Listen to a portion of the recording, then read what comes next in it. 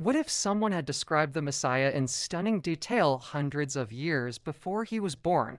What if these words were recorded in an ancient book, preserved for centuries, read by kings, scholars, and ordinary people, and yet still spoke powerfully to our time? What you are about to discover may surprise you. Because Isaiah's story is not just about the past, it's about prophecy, purpose, and a future revealed long before it happens. When we talk about Book of Isaiah, we are talking about one of the most profound, complex, and powerful texts in the Bible. A book that has spanned generations, withstood empires, wars, and cultural shifts, and is still cited today when the subject is biblical prophecy. But who was the man behind these words? Who was the prophet who dared to speak in God's name during a time of chaos, corruption, and constant threat? Stay with me until the end, because understanding Isaiah completely changes how we see the Bible and God's promises. Isaiah was not just another prophet among many. He is often called the messianic prophet Isaiah, the one who saw the future with a clarity that defies human logic. His words describe a suffering Messiah, a righteous king, a rejected and, at the same time, glorious servant. All this written centuries before the birth of Jesus. Have you ever experienced this? Have you ever read a biblical text and felt that it was speaking directly to you, even though it was written thousands of years ago? That is exactly the experience that the book of Isaiah evokes. But to understand the impact of these prophecies, we need to go back in time. Isaiah lived during a period of great spiritual and political instability in Judah. The people had turned away from God, social injustice was common, and external threats surrounded the nation on all sides. It is in this scenario that Isaiah's voice emerges firm, poetic, sometimes harsh, but always imbued with divine authority. He did not speak to please, he spoke to awaken. He announced not only judgment, but also hope. And it is this combination that makes his message so powerful. Throughout the book of Isaiah, we see a holy God confronting sin, but also a merciful God offering redemption. We see stern warnings, but also promises that point to a glorious future. And at the heart of it all is the question that resonates even today. Would the people be willing to listen? Perhaps that same question still makes sense to us. What happens when we ignore the warnings? And what happens when we finally pay attention? As you follow this story, notice how Isaiah's words are not cold or distant. They are alive, full of imagery, emotion, and spiritual meaning. It's no wonder that this book is one of the most quoted in the New Testament. It's no coincidence that when the subject is prophecies about the Messiah should always be at the center of the conversation. What you are about to discover may change the way you see not only this prophet, but the entire biblical narrative. Before we move on, it's worth reflecting. Why would God choose to reveal so much of the future to a single prophet? What was it about Isaiah that made him such a unique instrument? The answer begins with a significant encounter, a vision that would change his life forever, and it is precisely from there that the true story begins to unfold. Isaiah emerges in this scenario not as a distant figure, but as someone deeply embedded in the reality of his people. He lived in Judah, in the heart of a nation divided between faith and expediency, between dangerous political decisions and an increasingly superficial spirituality. Kings succeeded one another, alliances were made out of fear, and the hidden truth was that the people had lost their sense of direction. It is in this context that Isaiah becomes more than a prophet. He transforms into an uncomfortable yet necessary voice. He speaks with authority to both rulers and ordinary people, exposing spiritual undercurrents that no one wanted to confront. His words had an impact, stirred mindsets, and demanded real transformation, not just empty rituals. Isaiah understood that this crisis was not only political, it was spiritual, and each choice would shape the nation's future. Now, I want to delve even deeper into the subject, because understanding who Isaiah was reveals much about the journey that was about to begin and about the revelations that were yet to be announced. Comment below, this truth confronts me. It is at this point that Isaiah's story ceases to be merely historical context and becomes something profoundly personal. At a decisive moment in his journey, he has a vision that changes everything. In the temple, Isaiah sees God seated on a high and sublime throne, surrounded by seraphim who proclaim the absolute holiness of the Lord. It is not an ordinary scene. It is a shock of reality. Faced with this revelation, all human mentality crumbles. Isaiah perceives his own limitations, the weight of the hidden truth, and the impact of standing before something infinitely greater. This encounter generates transformation, not comfort.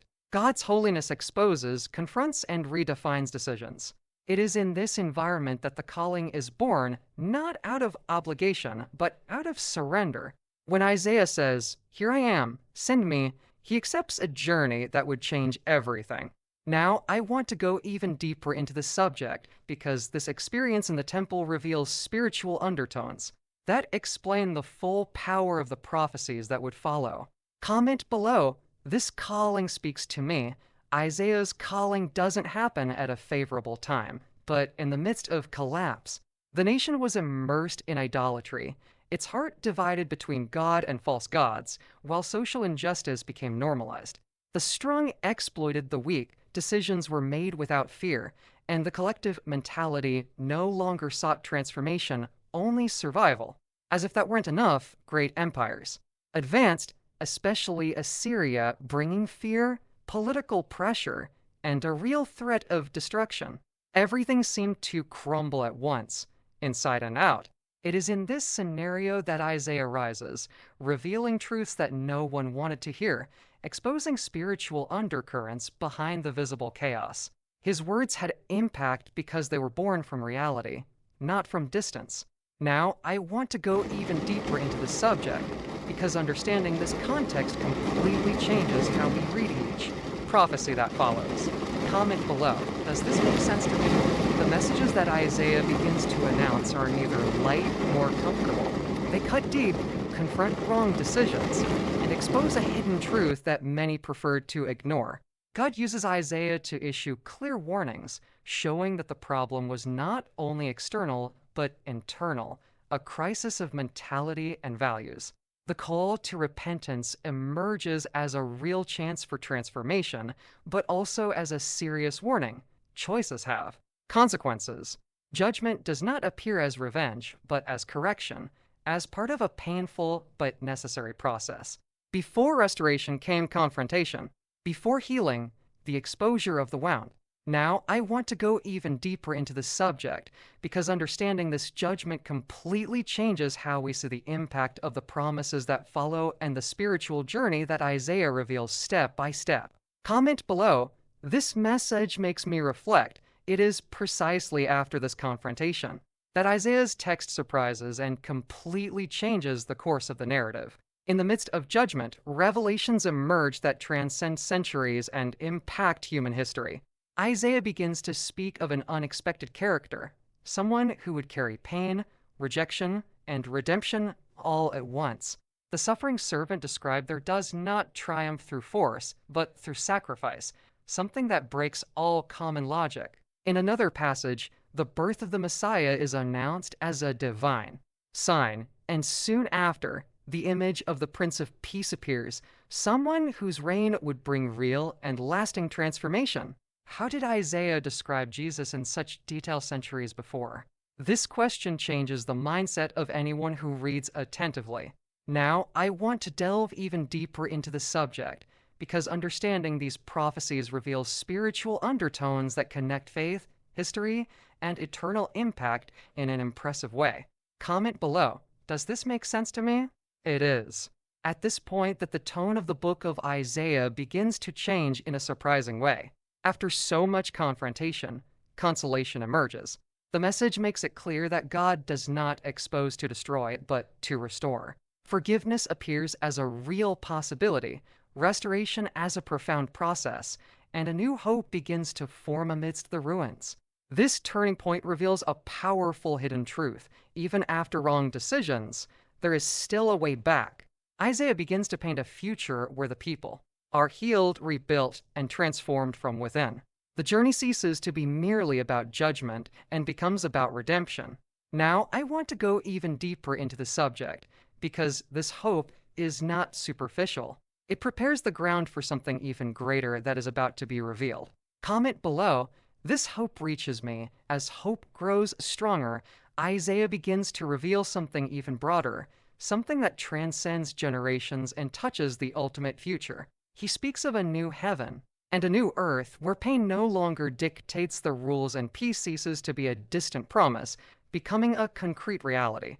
This vision is not merely symbolic. It carries eternal impact, unfailing justice, and divine decisions that correct everything broken throughout humanity's journey.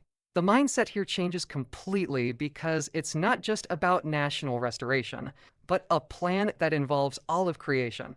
Now, I want to delve even deeper into the subject because these eschatological revelations show behind the scenes glimpses of the end that, in fact, point to a new beginning full of truth, balance, and purpose. Comment below, this promise brings me peace. When we look at all of this, it becomes impossible to treat Isaiah as something distant from our reality. The same moral crises remain present, the same spiritual distance is repeated, only with new forms and different discourses. People continue to make decisions without considering the consequences, while searching for meaning in empty places. Isaiah transcends time precisely because he speaks of this human condition, of this journey between fall and restoration. His words expose a hidden truth. The problem doesn't begin outside, it begins within. Even so, he offers hope amidst the chaos, showing that transformation is possible when there is a return to what truly matters. Now, I want to delve even deeper into the subject, because understanding this relevance helps us see Isaiah not as an ancient echo, but as a living voice that continues to impact the present. Comment below, this makes sense to me. All of this leads us to see Isaiah as much more than an ancient prophet. He becomes a voice that echoes through time, pointing to holiness amidst chaos, justice amidst corruption, and hope when all seems lost.